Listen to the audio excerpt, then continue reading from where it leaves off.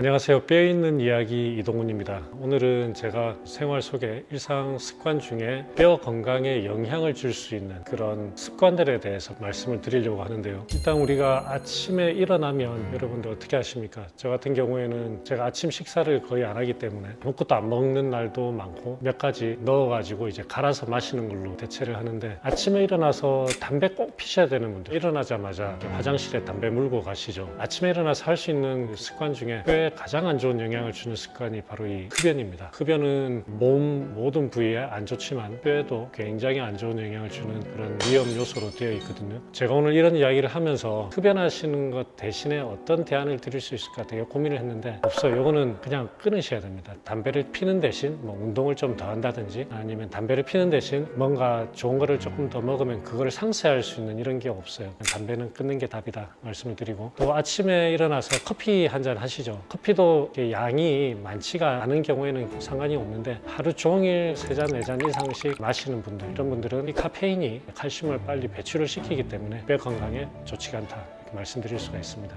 아침에 이제 출근하실 때 대중교통 타고 가시는 분도 계시고 자가용으로 가시는 분들도 계시고 할 텐데, 대중교통 이용하시는 분들은 굉장히 뼈의 관점에 있어서는 좋은 생활 습관이죠. 저도 걸어 다니기도 하고, 또 예전에 세브란스 병원 다닐 때는 아침에 차를 늘 타고 다니다가 어느 순간 차를 아예 안 타고 병원까지 1시간 20분 정도 걸리는 코스를 지하철 타고 버스 타고 다녔어요. 왜 그러냐면 그 시간 동안 걷고 서 있고 하는 게 뼈에 굉장히 좋은 자극을 주기 때문입니다. 자가용을 타시는 분들, 이분들은 따로 뼈를 생각해서 또 운동을 좀 해주셔야 된다라고 생각을 합니다. 또 요즘에 전동기구 타고 출퇴근하시는 분들도 많지 않습니까? 이런 경우에는 운동이 거의 안 되죠. 거의 하루 종일 또 앉아서 일하시는 분들 계시죠? 많이 계실 겁니다. 이런 경우에는 점심시간을 좀 활용하시는 게 좋습니다. 사실 이제 뼈 건강이라고 하는 게 딱 3가지입니다. 우리 옛말에 잘 먹고 잘 놀고 잘 자고, 이 3가지인데, 잘 논다는 거는 이제 운동하고 활동 많이 하라는 거죠. 식사하실 때 그냥 또 인스턴트 식품으로 때우지 마시고, 인스턴트 식품은 거기에 굉장히 인이 많아서, 인이 또 장에서 칼슘하고 결합돼서 칼슘을 빼버리거든요. 뼈 건강에 좋지가 않고, 또 식사하시고 나면 바로 그냥 또 사무실 들어오셔 햇볕 좀 쬐면서 최소한 15분, 가능하면 한 30분 정도라도 회사 주변에 산책하시는 것도 뼈 건강을 위해서 굉장히 좋은 습관이라고 생각합니다. 한 30분 정도만 햇볕을 받아도 따로 비타민 D 섭취를 안 하셔도 피부에서 굉장히 좋은 비타민 D가 형성이 되고, 걷는 활동 자체가 뼈를 자극하기 때문에 뼈가 계속 뼈를 만들어야겠다라고 생각을 하게 만드는 거죠. 특히 젊은 분들, 또 남자분들 뼈 건강에 대해서 거의 이제 신경을 안 쓰고 사시죠. 왜냐하면 뼈는 뭐가 문제가 된다고 해서 이렇게 탁 증상이 나타나는, 위가 안 좋아지면 속쓰림이 나타나는 이런 식의 장기가 아니거든요. 우리 골격을 유지해주고 뼈 대사 과정에 나오는 여러 가지 물질들이 치매까지 예방을 한다라고 하는 연구 결과들이 있을 정도로 굉장히 중요한 장기임에도 불구하고, 뼈는 그냥 조용한 장기입니다. 안 좋아져도 굉장히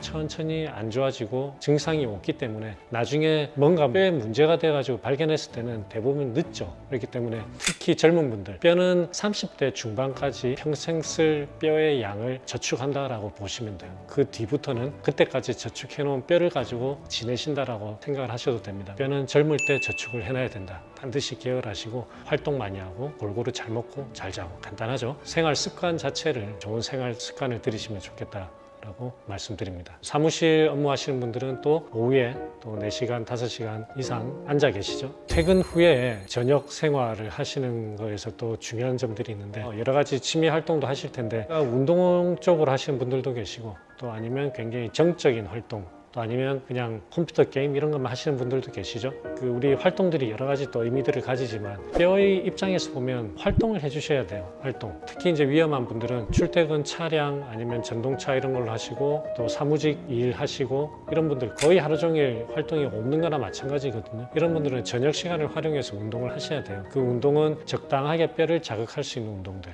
가벼운 조깅도 될 수 있고, 또 산책도 될 수가 있고, 수영도 될 수가 있고, 또 요즘에 피트니스 클럽 가가지고 운동들 많이 하시는데, 이것도 굉장히 좋은 운동들입니다. 어떤 형태의 운동이든 상관이 없습니다. 뼈 건강에 가장 중요한 것 중에 하나가 이제 영양 공급인데, 운동을 적당하게 하시면 영양 공급도 스스로 알아서 잘 하는 그런 선순환 과정을 가게 되죠. 운동을 안 하시면 입맛도 떨어지고, 활동량이 줄어들면 또 저녁에 잠도 잘 못 주무시는 경우가 많죠. 이런 것들이 다 엮여 있는 겁니다. 그래서 저는 그 중에 가장 중요한 게 운동이다라고 생각을 합니다. 언뜻 여러분들이 생각하시기에 잠도 뼈하고 관련이 상관이 있나? 이렇게 생각을 하시겠죠. 잘 때는 그냥 운동하는 것도 아니고 먹는 것도 아니고 잠만 자는데 이게 뼈하고 무슨 상관이 있을까 의아해 하실 수도 있는데, 최근에 이제 그런 연구 결과들이 나오고 있어요. 뼈는 항상 뼈를 갉아먹는 세포도 있고 또 뼈를 만드는 세포도 있고, 이런 것들을 우리가 뼈의 리모델링 과정이라고, 재형성 과정이라고 이야기를 하는데, 이 수면의 질이 뼈의 재형성 과정에 영향을 준다라는 보고들이 나오고 있습니다. 저는 이런 것보다도 오히려 그 수면의 질이 좋으면 낮에 활동도 많이 할 수 있게 되고 식욕도 좋아지고, 수면의 질이 안 좋아지면 거꾸로 가게 되는 거죠. 운동,